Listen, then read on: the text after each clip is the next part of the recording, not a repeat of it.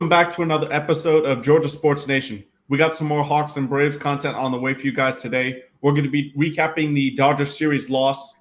We lost 2-1. We salvaged the third game of the series to avoid that sweep with a walk-off sacrifice fly from Ozzie Albies to deep right field. Could have been a home run, but just probably 30, 40 feet off there. But nonetheless, good to end that series with a win. We followed that up with a win to open the series versus the Philadelphia Phillies, beating one of their two aces, Aaron Nola, last night. Austin Riley, Marcelo Zuna, and Matt Olson having huge games, as well as Travis d'Arnaud coming through in a huge way to give us a huge hit late in that game in the eighth to pretty much seal the deal and get the win 8-5.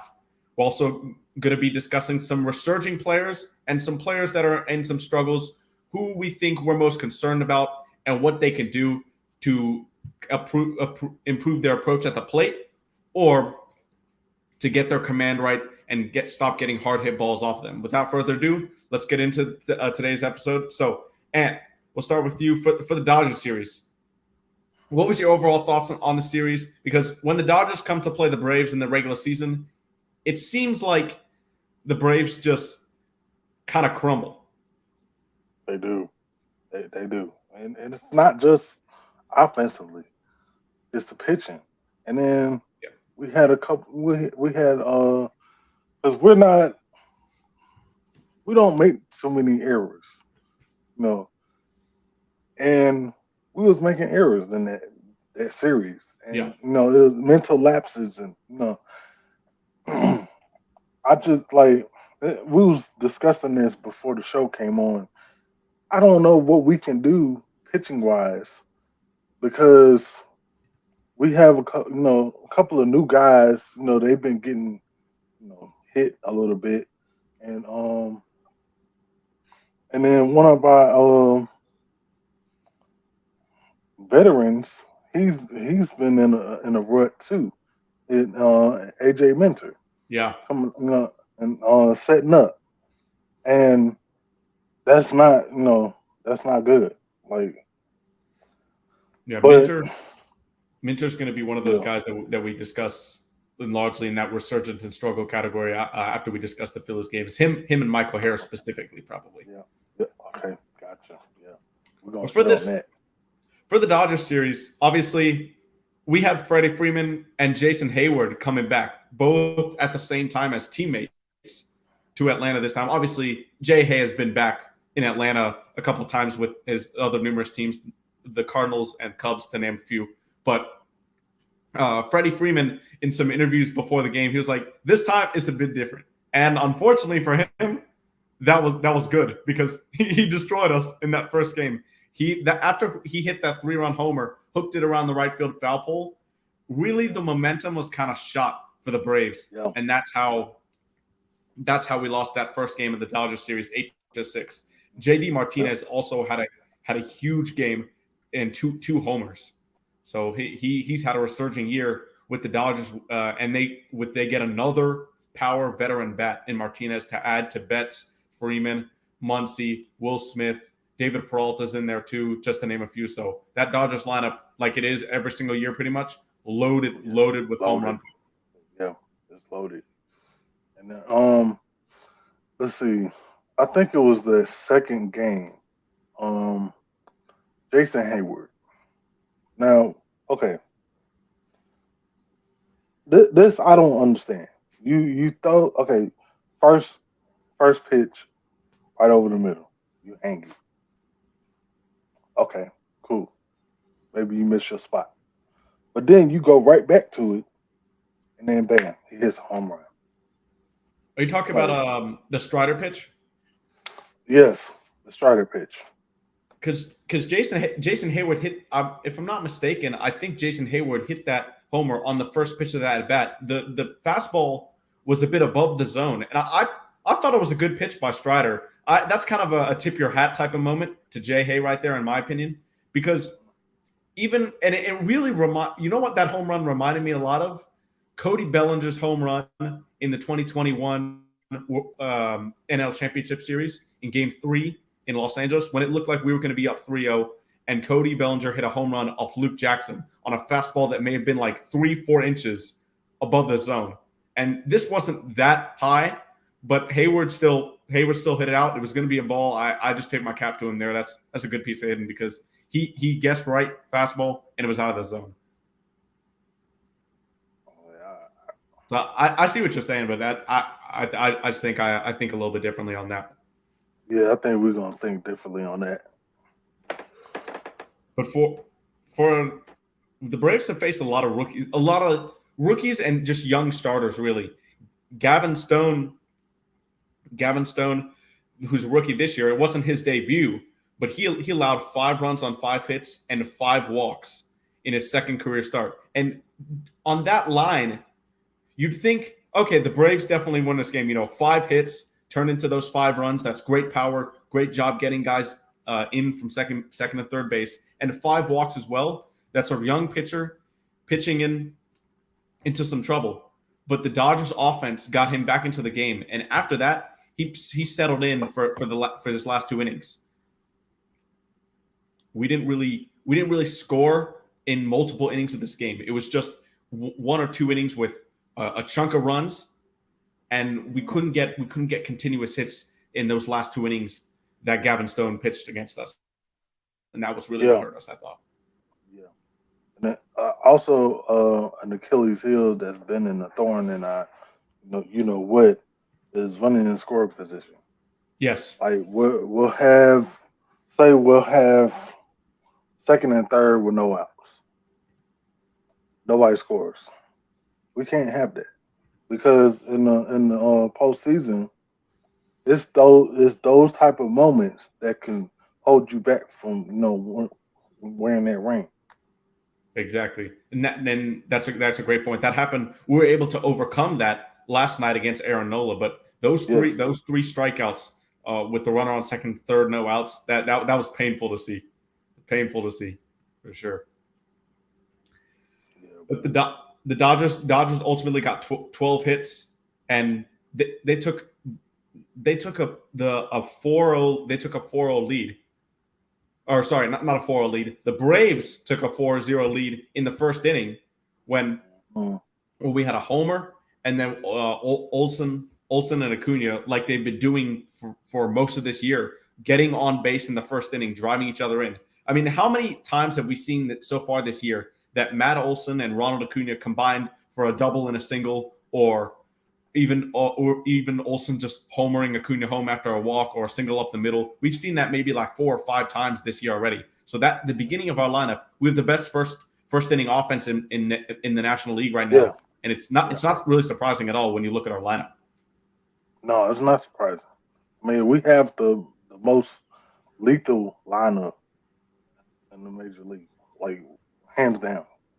I mean, but we just got to get a couple people, back on, in the running. Back on track, yep. Yeah, back on track. Freddie also said after the game in a press conference, and I've said this too on the show about young pitchers, particularly rookies, and we've seen it with Dylan Dodd and Jared Schuster for the Braves this year. They'll get into first inning trouble. It's pretty typical that young pitchers, it takes them a longer time than veterans to find a rhythm when they first get into the game. And Gavin Stone allowed those 4 runs in that first inning. Braves fans were feeling good, and I was too. But you've got to give him credit because after that first inning, and Eddie Rosario hit that homer, and you think, oh no, Eddie Rosario versus the Dodgers, he's back, he's hitting a career 400 hitter versus the Dodgers. This is going to be one of these games. That might have been what Gavin Stone was thinking, but he settled down and he made pitches. He did that for 4 more innings, gave the Dodgers 5 runs, and held them to only 1 more run after that first inning. And that's a lot of times what rookie pitchers will do. Once they get out of that first inning, they can settle down. And unfortunately for the Braves, that's what we allowed him to do. We couldn't get runners on base during those middle innings from that second to the 5th. And that's really what cost us, why we weren't able to add on to the lead until it was too late against that tough Dodgers bullpen. You know what, Mikey? You know why we couldn't get anybody on base? Because we're swinging at pitches that's up here, swinging at pitches that's all the way down in the dirt. when and you have a pitch that's right here, right in your wheelhouse, where we've seen you do all season, and you just stand there, Yeah, and a lot then of times strike it's out. yeah. That's when you know somebody's not going well at the plate because they're in between. Yep. They're in between, and it's not a good feeling. It's not a good feeling to watch as a fan, and it's not a good feeling, I'm sure, to be up there at the plate. And the few more points about this first game of the Dodger series. I was disappointed, probably is the best word to say, about the Charlie Morton start. The long ball hurt him again, and I thought he had really found a groove. His last 2.5 starts, the back half of that third start was really good, and then he had two great starts back to back. And I thought he had found something. But against the Dodgers, when he allowed up that 3-run homer to Freddie, and they kept getting on base, particularly doubles, and especially, like I said before, JD Martinez with multi-homer game. That was when I was like, oh, hopefully we don't see the old Charlie come back who struggled for the majority of the year last year. What are you seeing from him that in those two starts, or if you noticed anything in those two starts that he did differently than this start to not have as much success than the previous two? I don't know. It's like he's leaving like I don't know.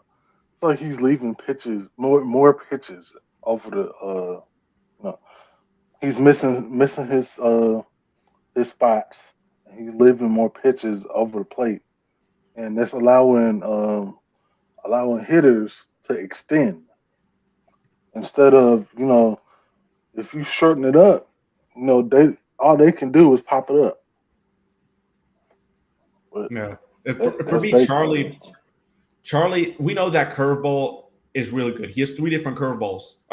He has the one that's a sharp breaker, almost like a sweeper. He's got one that can go a little more vertical action, go similar to a 12-6 curve, and then he's got one that goes more of a diagonal tilt, kind of in the middle, and the get me over one for a strike. I feel like that pitch, that curveball, is best utilized when he has his fastball command. For me, Yeah. Charlie's fastball command, he's got to be able to throw strikes to the corners and up in the zone with that fastball because he still has that velocity 95, 96, even 97 at sometimes up in the zone. He still has that velocity to fool hitters. But when he can throw strikes with the fastball, that is what allows him to use that Uncle Charlie, that curveball that he's most known for throughout his entire career in the big leagues. And I just feel like his fastball command really hasn't enabled him to get as many strikeouts and as many opportunities to use that curveball in the best spots that he can because of that fastball command. Yeah, that's spot on right there. Yeah. Yeah.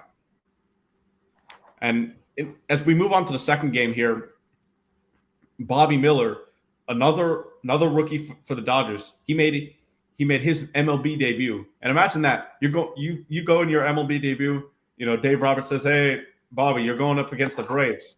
His guy must be, "Oh no, Braves are a tough lineup." He's like, "Nah, no problem. One one run." And Run. there was the Braves offense really just looked lost against this hard thrower. Miller was hitting 100 with his fastball. The Braves just never seemed to pick it up out of his hand for a long Yeah. period of time there. Not at all, man. Like we scored one time in that first inning, and then I mean I can't even count how many base runners we had in that from that second inning on Yeah. because it was pedestrian like that whole game. Yeah, it was not the greatest because he allowed one run over 5 innings, and he beat Spencer Strider. That was a battle of two hard throwers, and Strider did not have his best stuff that night. Like we were mentioning before, the homer to Jason Hayward, JD Martinez also hit another homer, and the Dodgers got 3 RBIs from Will Smith, who we'll get into a minute with the Marcell Ozuna Will Smith. I don't know what you want to call it, like a kerfuffle there, if you want to call it that. I don't even know what it was, but we can see we'll see what our opinions on after this, as we discuss this game a little further. Strider didn't have his best stuff. He'll tell you that. But the thing is, when you look at his stat line, he allowed only 2 earned runs and fanned 11 hitters. His 4th start to the season with double-digit Ks, and already his 10th start with double-digit strikeouts of his young career. So you talked about our defense at the beginning of the show and just before the show started. Really, that Matt Olson error in that one fateful inning for Strider caused him to throw a lot more pitches with 2 outs, and then you had the big blow by Will Smith after Strider walked Freddie Freeman. That's inexcusable, man. And it's not okay. Let me put it like this: you've been making these plays on a norm since you got here, so that's what we expect. You know, it's a higher excellence. Playing defense here in Atlanta, and you missing plays like that. That's a bad rap because that's what we strive on is defense. And it hurt us. Like it really hurt us because just like you said, he didn't.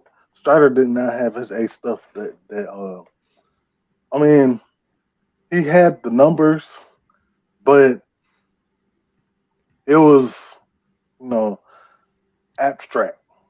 Yeah. Like I think I see what you're saying. Like if you ask Spencer himself, he'll say, yeah, he felt good out there, but he didn't say he had his absolute best stuff. But it was still a quality start. Like, going 5 innings, striking out 11 guys, only those 2 earned runs. And then in the second inning, like I said, that Olsen error with 2 outs really made him throw a few more pitches, really more than a few, around 20 more pitches. And they eventually walked Freddie Freeman to get to Will Smith. Will Smith hit that single down the left field line, and that's ultimately what kind of took the wind out of the Braves' sails early in the game until J.D. Martinez made it a rout with a 3-run homer late in the game. So, yeah, I think I see what you're saying there with Strider. Yeah, it looked good, but it was like some hidden things behind the numbers. Yeah. And MB, this is interesting here. MB is a Dodger fan. He says the Braves are the better team, but hopefully the Dodgers can swing some trades. It's interesting you say that because both of our pitching staffs are really hurt right now. Really hurt. You got Julio Urias on the IL, Walker Buehler recovering from Tommy John, Kyle Wright, Max Fried, both out for a long time, multiple months most likely. So I think these teams, obviously they're 2 top-tier teams in the National League, but I think they're very similar. The numbers on paper, like you say, MB, do favor the Braves as far as, average. Both teams get a lot of their runs off home runs, but I think where the Braves can and should get over the top here for the Dodgers is the bullpen. The Dodgers have had a great bullpen as long as I can remember, but this year it's kind of been shaky overall. The Braves bullpen has been shaky at times this year, but I think guys like AJ Minter, Colin McHugh, Dylan Lee, when he comes back from injury, we just had to put Michael Tonkin on the IL today or yesterday. So both teams are filled with injuries, especially pitching wise. But I think the Braves bullpen, when they get healthy, is going to be the tipping point to give that edge to the Braves compared to the Dodgers when they go head to head. And yeah, you have it yourself here. Like, I'm so used to seeing arms out of the Dodgers bullpen and say, "Oh no, it's over." Kenley Jansen, Evan Phillips has been really good in years past against us. Blake Trinan, but this year it's just those guys haven't had it, and Kenley obviously isn't there. So, yeah. But it's good to see the input. Glad you tuned in as a Dodgers fan. That's great to see a different perspective here. Thoughts on that, Ant? We appreciate that different perspective on that. What was I gonna say? Yeah, we're like, for us, we're reeling, like, and it's showing because we've had multiple games where we had to do a bullpen game. And every time that bullpen game comes around, we get thrashed. Yeah, we haven't won a bullpen game this year. not even one, man. It's crazy. With our offense, that shows you that pitching still matters. Yep, exactly.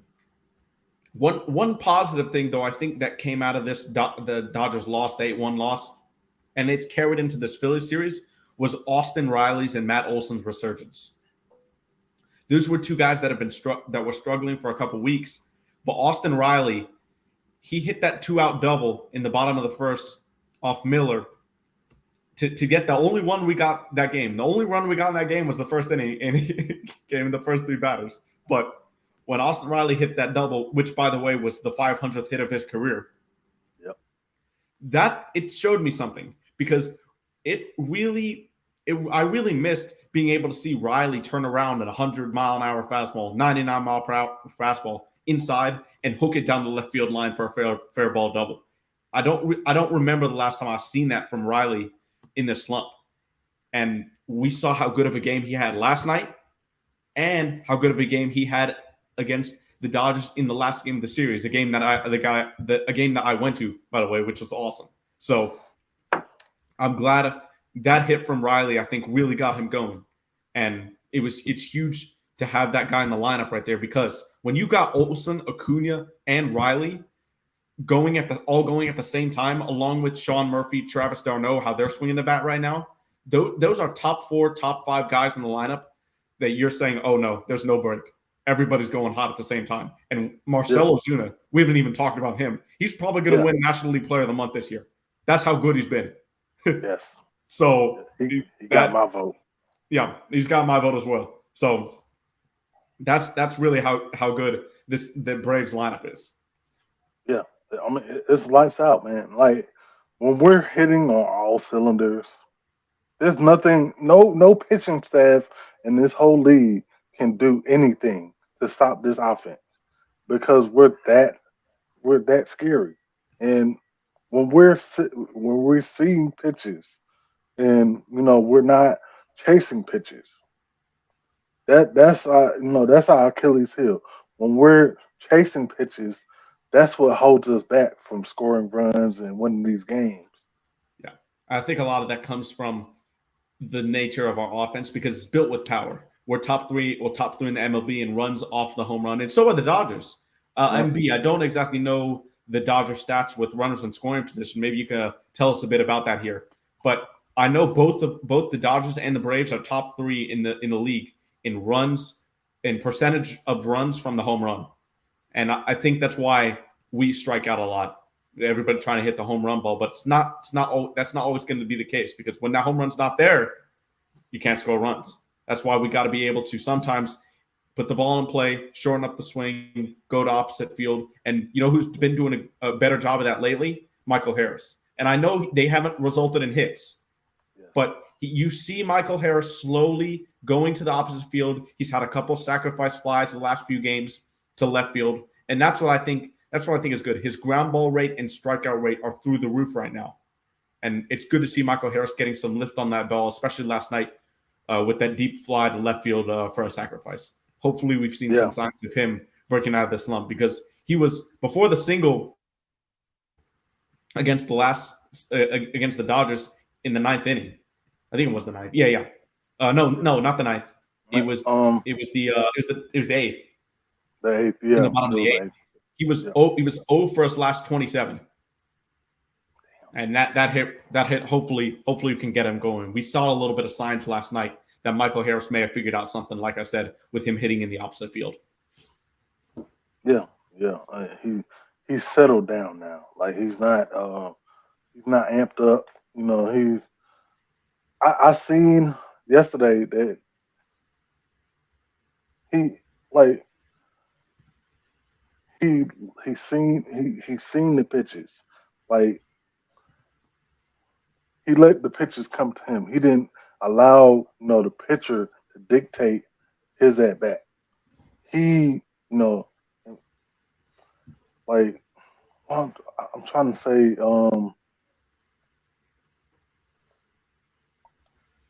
he.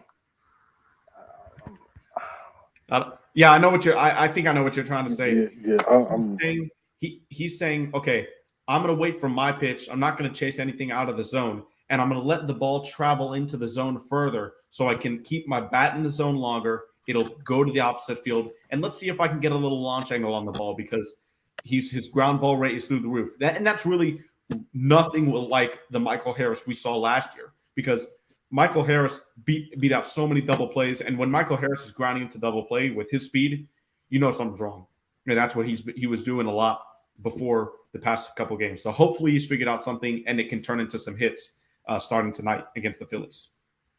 Right. And then the last game against the Dodgers series. By the way, I was at this game. Thanks. I was sitting at a Chop House. First time I've ever sat in the outfield really at a professional baseball game, and this was amazing. As you know, Matt Olson hit a huge solo homer to get the Braves on the board to break up a no-hitter and a perfect game as well from Cody Gonsolin in the fourth inning. And that ball literally went way right over my head above the Chop House. I just sat there and was like, yo, the ball is just going straight over my head. So that was awesome to see. MB got the numbers here. The Dodgers are hitting 236 and the Braves are 256. So yeah, the Braves overall 256 for the season is a great number with runners in scoring position. But last week that number really went down from the mid 270s, 280s to 250, and hopefully we can get it back up there. Yeah, Maggie, the games at Truist Park, they're so fun. Hopefully I'm gonna get to go.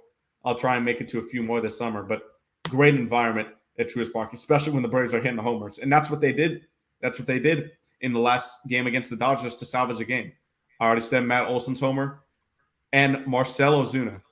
Marcell Ozuna and Will Smith in the first game of the series had a little bit of beef with each other. You know, Marcell Ozuna hit him with the follow through with his bat, and Will Smith took exception to that.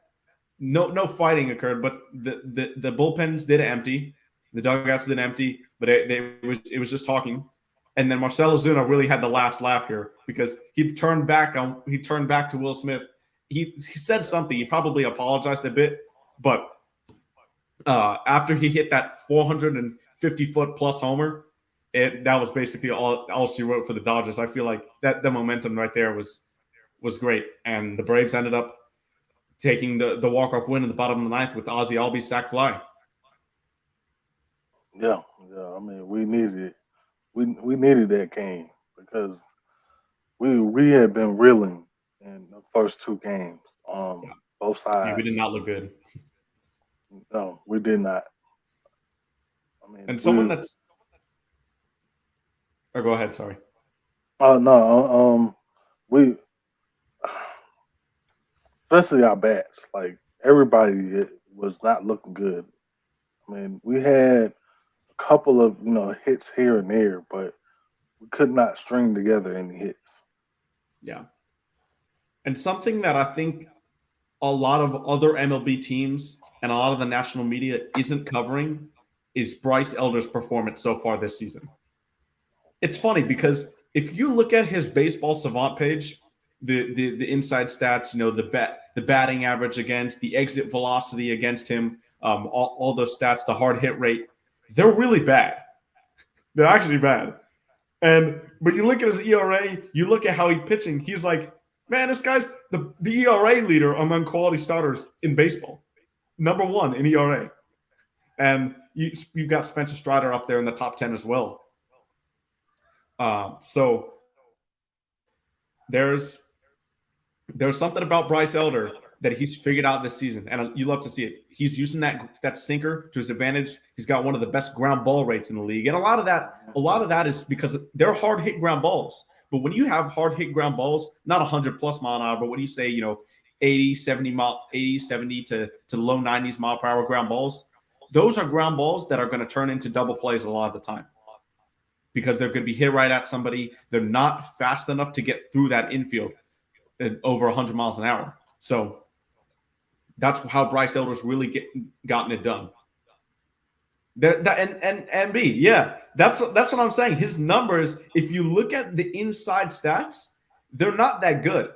It shows he would have gotten lucky a lot of the times if you want to say that. But when you look at the games, a lot of the hard hit balls against him are ground balls, which that's the thing. He's keeping the ball in the ballpark, which is something that he wasn't good at doing in his spot starts the last couple of times because he's pitched up in the zone with that sinker. He's had trouble locating it for a strike in the bottom of the zone. And I think that's the biggest difference this year for him. He's throwing that sinker in the bottom of the zone for strikes, and he's not walking anybody. Yeah, yeah. That's the biggest thing. Finding the zone at the bottom. Yeah. Not, and yeah, and another. also, Go ahead. I was just gonna say, also it it would help if you can hit your spots because the umpire watches that. And if you're not hitting your spots, especially on the corners, then they're not going to give you that at the bottom.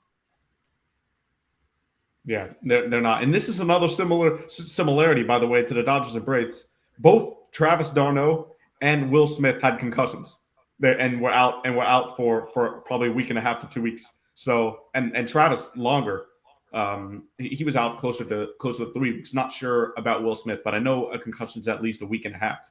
So the Braves and Dodgers, honestly, similar records, similar offenses, similar injuries to pitching staffs. It's similar teams, and that's why we're both top of our divisions right now.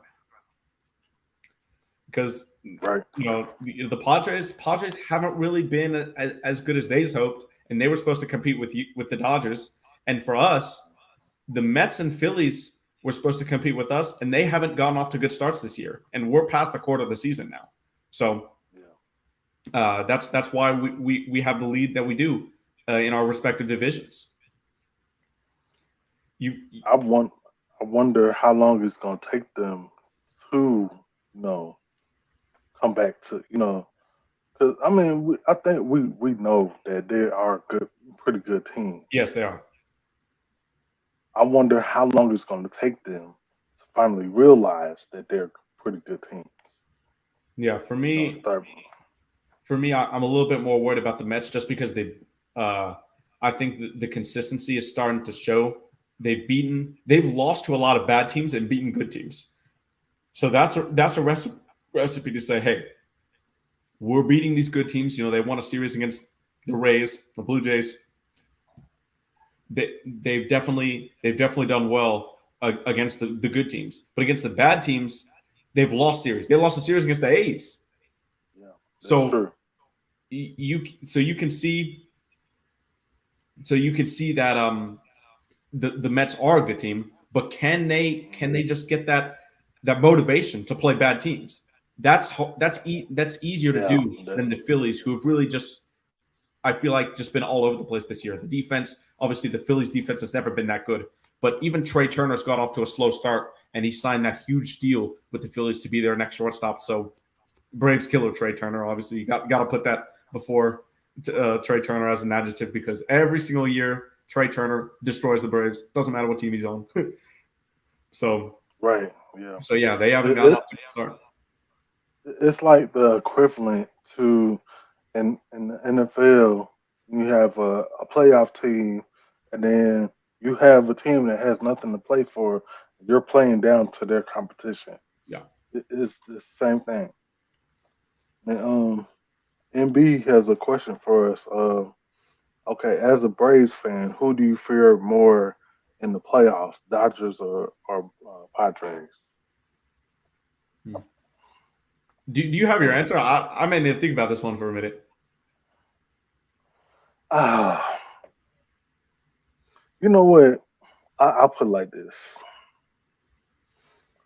Pitching wise, I fear the Dodgers more because they have, their arms are, especially starting, crazy.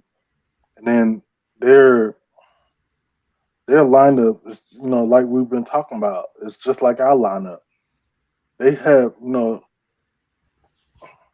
they are scary. I would go with the Dodgers. Dodgers came on. Okay. For me, it's hard because we saw the Padres against us this year at home. We got destroyed by them. That's true. And we also got destroyed by the Dodgers in this series too, for the most part. That last game was a walk-off win. So it's really hard for me to say at this point.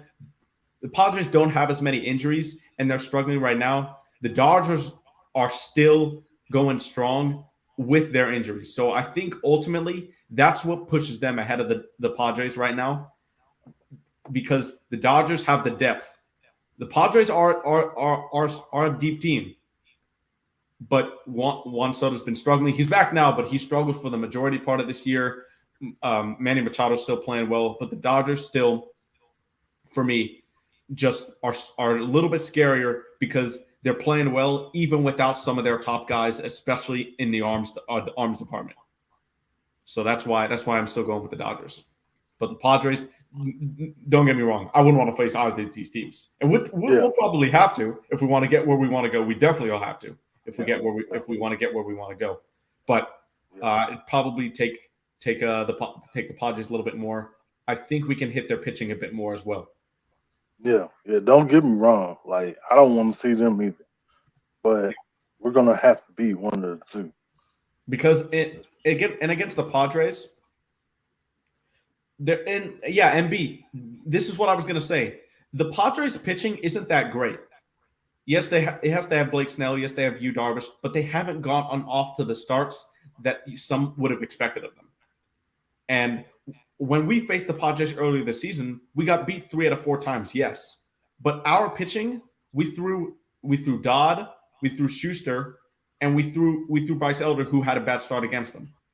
That's really his only bad start of the season. We didn't throw our good guys at the Padres, and their offense was able to take advantage. We scored runs, but we lost that game on the pitching side, and that's why I think still the Dodgers scare me more. Yep, I agree.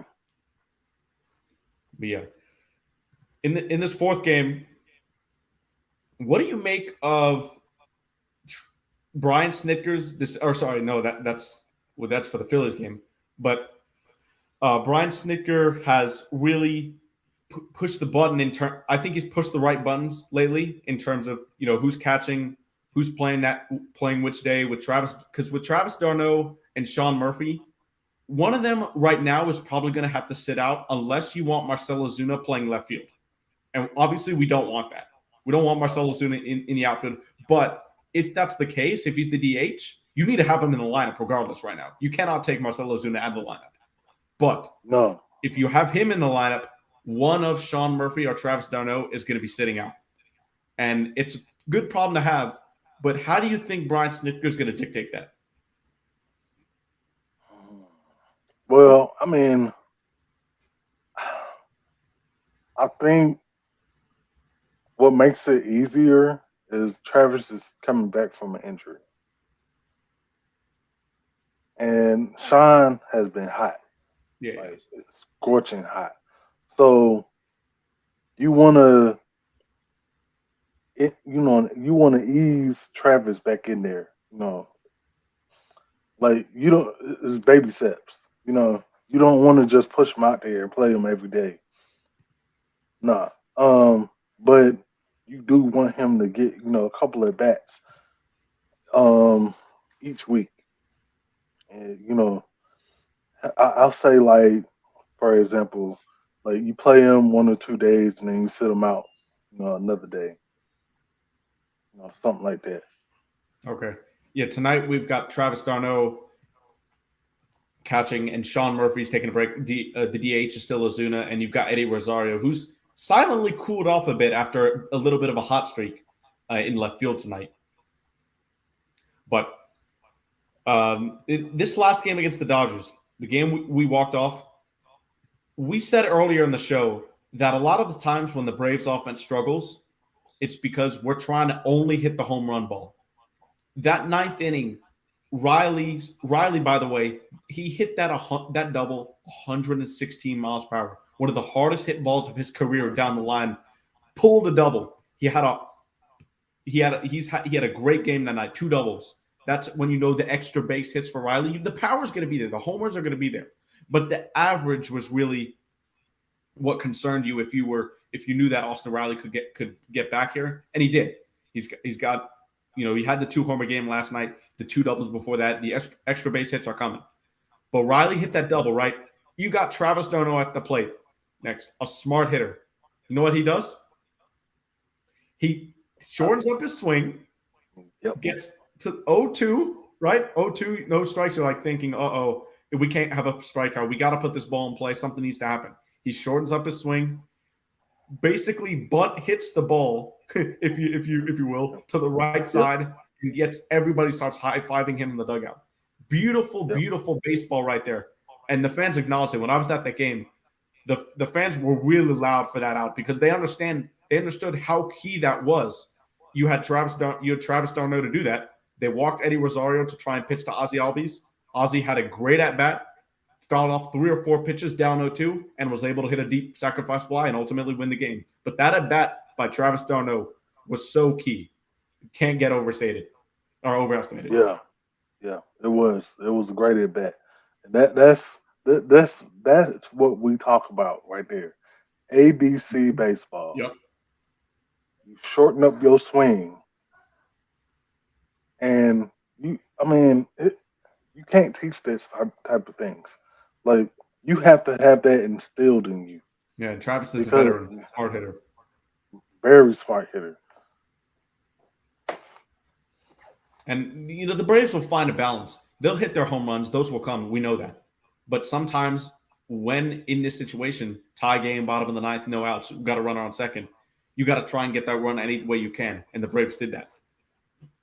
And Bird Game, and about Harris, we'll touch on that in just a couple minutes here, if you stick around just a couple minutes. After we recap last night's win against the Phillies. We won this game 8-5 on the strength of Riley, pretty much. Riley and Ozuna again. Austin Riley hit 2 homers in this game, both combined over 900 feet. Just moonshots, both of them from Austin Riley. Great to see him break out like he's doing. Yeah, I'm glad he's coming back around. He's getting his eyesight is coming back. Yeah, and it was Outcast night at Truist Park last night. The first I think 15,000 fans got an Outcast bobblehead, and the attendance was 100% at the game. Yeah, third highest sellout in Truist Park history, including the postseason. That's how many fans were at this game. Especially because of Outcast night, and it was done very well. I thought they had Big Boy in the booth commentating, color commentating for a couple games or a couple half innings. That was really funny, especially when Aaron Nola struck at Eddie Rosario on that knuckle curve, and Big Boy was like, "Oh Lord, what was that pitch?" That cracked me up. That was hilarious. Yeah, that's entertainment for you, man. Yeah, that's what we're here for. Yeah, and speaking of the homers that I mentioned, Travis d'Arnaud after the game, he said, "I don't think I've ever hit one that far in my life," and then he said he did it twice, and that's really what he did. And Travis d'Arnaud in this game, another huge play. He didn't start this game, but with the bases loaded and 1 out, Brian Snitker made a decision. And I think this was one of the best decisions of the season for him. As good as Michael Harris is, you've got a lefty, Gregory Soto, on the mound for the Phillies, who's struggling. He's normally an elite reliever, but he's struggling. He can throw 100 miles per hour from that left side, 91 mile per hour slider, wicked stuff. But you have Travis d'Arnaud on the bench and Sim Hilliard to play center field if d'Arnaud gets out for the defensive half inning. Travis d'Arnaud comes through. He sits Michael Harris down. And when Travis d'Arnaud hits that single, Harris was one of the first people they showed on camera clapping, congratulating him on the bench in the dugout. And that's really what you'd love to see. Your success for your teammates. And even though Michael Harris is in a slump right now, he appreciates what Travis does and knows that was the best decision for the team to win the game. And that's honestly, you love to see that from a young player, especially in their second season, like Michael Harris is, after winning the Rookie of the Year last year. and having a rough start to this year. Oh yeah, oh yeah. Yeah, especially if you're young. And one thing that we've always had in Atlanta is a great locker room. Yeah. Like we're 100% for the next man.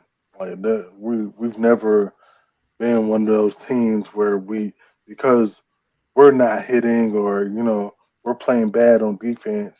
I'm not going to root for you. We can't do that. We play for the same team. Yeah.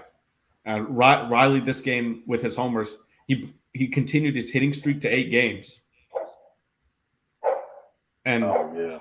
but not to be outdone, Braves killer and boo target for all of time. Bryce Harper had to hit a gigantic homer that sailed past the chop house. It was 445 foot, so not as as far as Matt Olson or Austin Riley, but it's still Bryce Harper. He pretty much does this to the Braves every single time he faces them. And Marcell Ozuna, who he went deep for the Braves. He became the first team in nearly 4 years to hit 3 homers off of Aaron Nola in the same game. Almost 4 years it's been since Aaron Nola's allowed 3 homers in a game. The Braves have just had his number recently, and that's an ace we're talking about.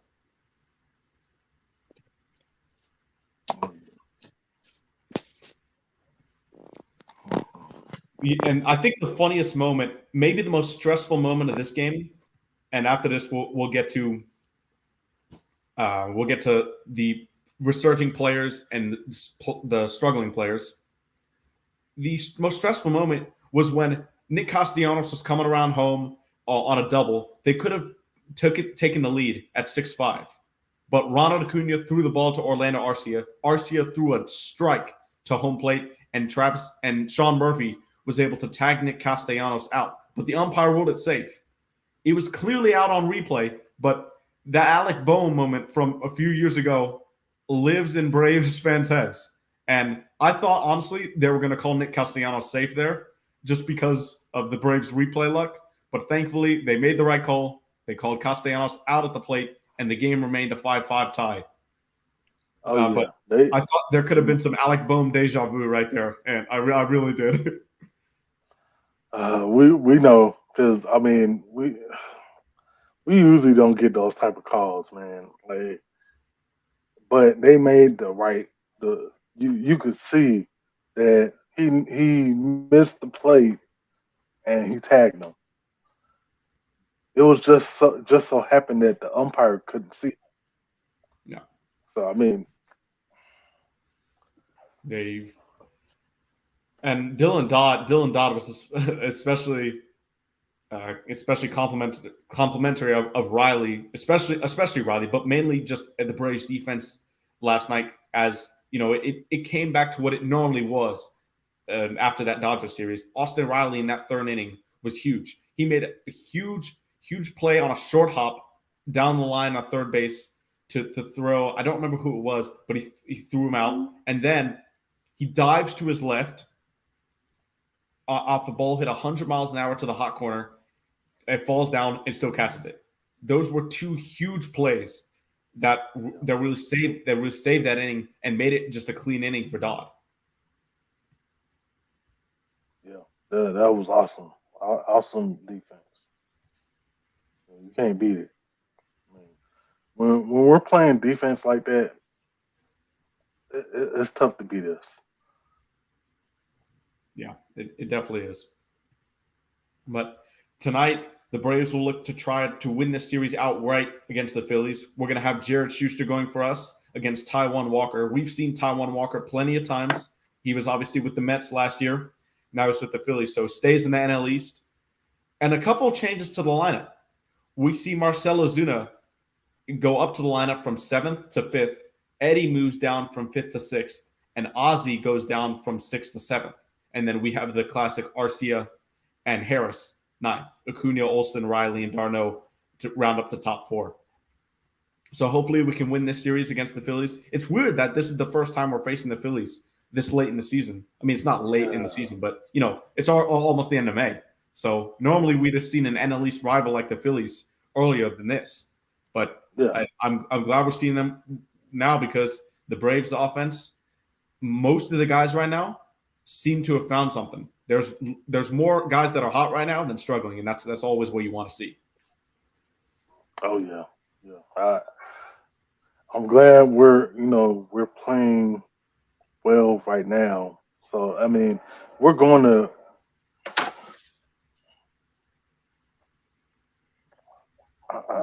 Come, hold on.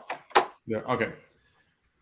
It's all good. So when Ant comes back, we'll get his answer for why it's great that we're facing the Phillies now. Or he's back. Okay, we're good. That was quick. All right. So what were you gonna say? Um, all I was gonna say is, I'm glad we're playing well now, and of course, we're gonna, plateau at some point. And I just want us to, I just don't want us to dip off too bad, Too much. Yeah, especially that's when we. why Yep. with the pitching that we're missing, that's the big thing. Exactly. Yep. Especially when we start facing these NL East foes, coming up. So Exactly. And now we'll get to a little section here towards the end. A little players that are resurging and players that are struggling. We'll start with two guys that have probably been the biggest topics for Braves fans. One on the pitching side, one on the batting side, and who you're more concerned with. We'll go with you, Ant, first, and then I'll say mine. Are you more concerned with Michael Harris or AJ Minter? you know what, Michael Harris, It's like we was talking about earlier. He's he. You could see that he's trying to come back around. AJ Minter, I don't know because we seen it again last night where we just took the lead. I think in the bottom of the seventh, and then top of the eighth, we give right back. The So only thing that about last night that I feel AJ Minter got so unlucky was one. Okay, Bryce Harper, you get a bunt single, right? There's nothing the pitcher can do about that. Bunt single. Nick Castellanos then hits a seeing eye 80-mile-per-hour single up the middle. It's unlucky. And then you got Kyle Schwarber, the real mistake with the double down the line. So in my eyes, AJ Minter made one bad pitch in one inning, and because of two unlucky hits, got the blunt of the blame there. Well, He has been bad. let me put it like this, because this is how I feel, because it's been an ongoing thing. Oh yes. Like that's why I'm more concerned with AJ, because it's been going on not just last night, not just in the past two, 3 games. It's been happening on an ongoing occurrence. And with our missing pitching, we can't have that. Yeah. With Michael Harris, okay, you're struggling. Okay, we're gonna put you down at 9 hole until you can start, trusting yourself to see more pitches. And we know that he's gonna come back around and then also he's great on defense. So we're not worried about that. AJ, for me, because of the injuries that we have in our starting lineup, in our starting rotation, it's a little unsettling for me.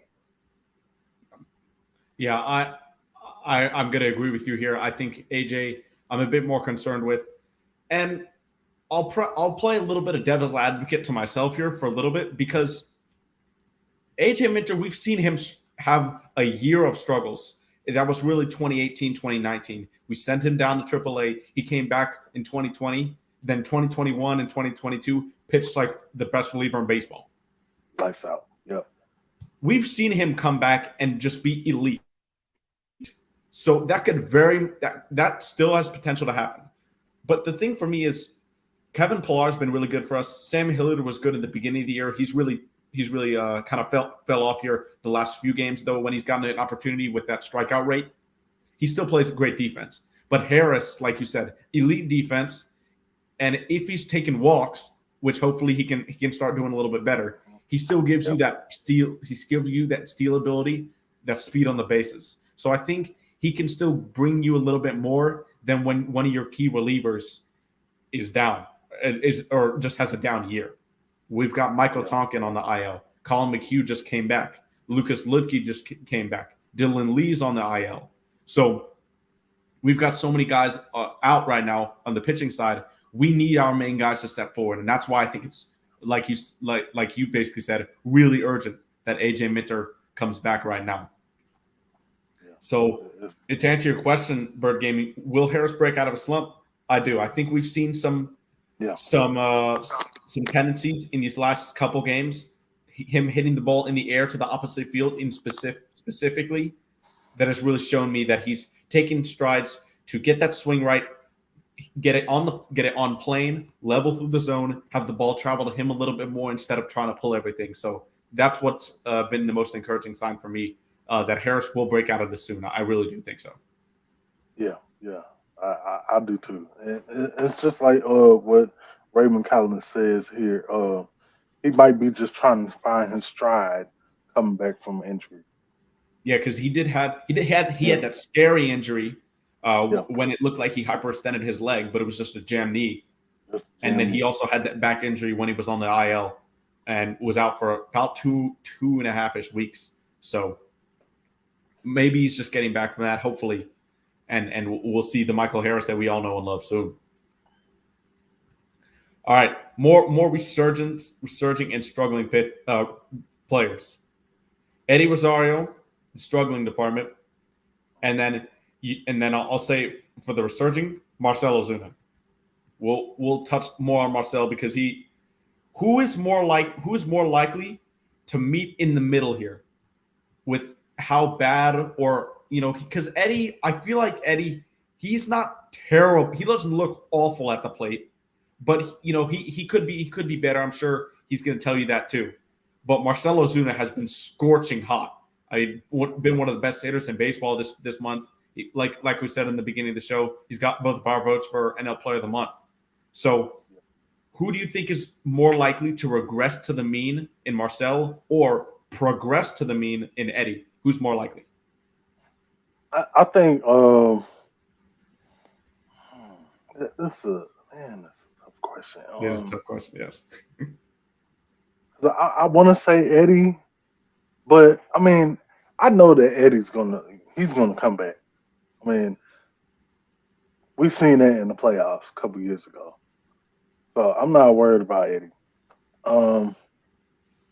I think Ozuna is gonna, he's gonna come back down to earth just a little bit. Yeah, and I'll say this about Ozuna: I can almost guarantee 100% that he will never in his career look as bad as he did for the past half season, counting the last three, counting the first fifth of this season and most of the second half of last season. I don't think it'll be in his career. Literally, I've said this, and I said this on the show multiple times last year.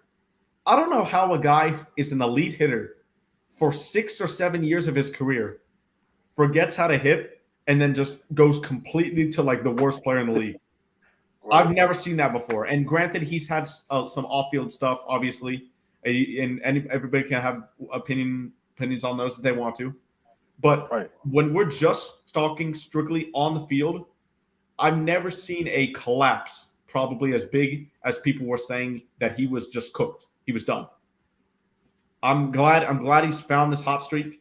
I do think, like you said, he will regress, but I think he'll regress to being a consistently good DH.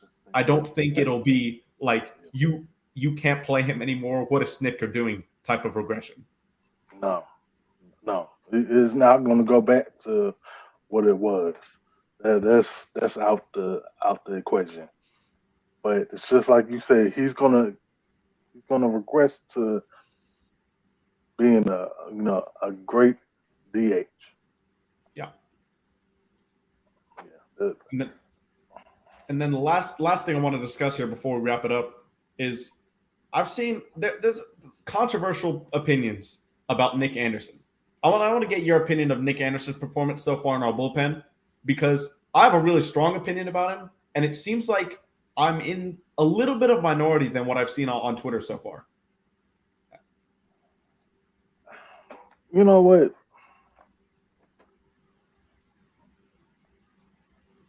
I'll give him the benefit of the doubt. I mean, he's been serviceable. Yeah, I am in the minority of this.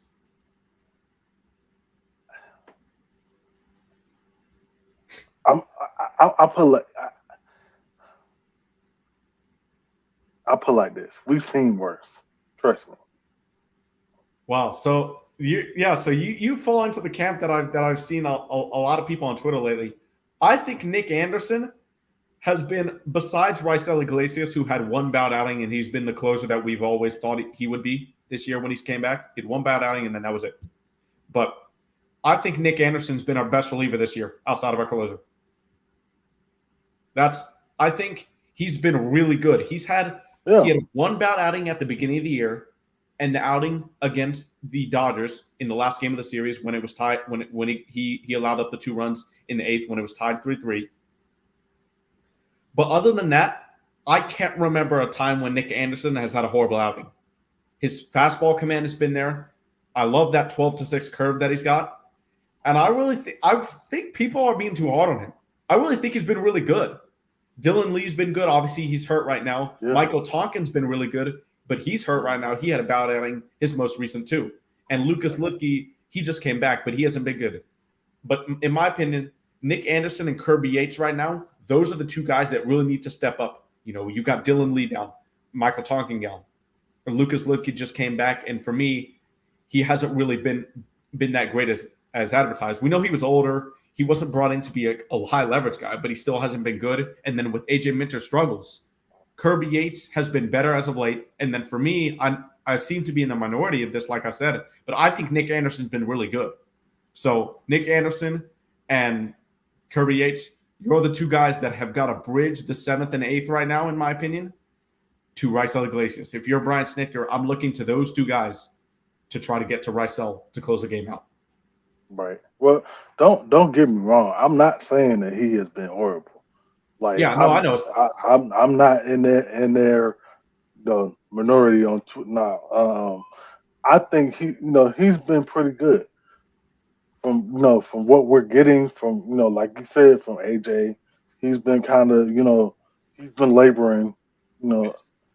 So and also like Colin, he's been really, like, he's been spot on. Exactly what we've been needing this year. Well, who did you say? Colin. Oh, yeah. So hopefully we'll be able to win this series against the Phillies. Like I said, we got Jared Schuster tonight. We can hopefully see a 3rd great start in a row from Schuster here. That'll be huge. After a good start in Texas, where he may have figured something out, and then a great start versus the Marlins. So, or not the Marlins. He had the start against the Rangers, and then the start against the Mariners. Sorry, not the Marlins. Yeah. So the Mariners and Texas Rangers, 2 great offenses. Let's see if he can shut down another offense here. Great offense in the Philadelphia Phillies versus Taijuan Walker. But with that, we'll end it like we always do. Ant, tell them they can find you. Hey, man, y'all can find me on Twitter, Big Ant True, and then on Instagram, Facebook, TikTok, Big Ant. That's all y'all got to look up, man. Appreciate everybody coming out. And y'all can find me, as always, at PinWizard300 on Twitter and at YouTube, streaming Georgia Sports Nation on Recapping Hawks Hoops. If you're on YouTube, don't forget to like, comment, and subscribe. We'll see you guys next week, same time, 6:00 p.m. Eastern Standard Time, and we'll see you guys next week. Thanks for tuning in. Peace. Peace out, y'all.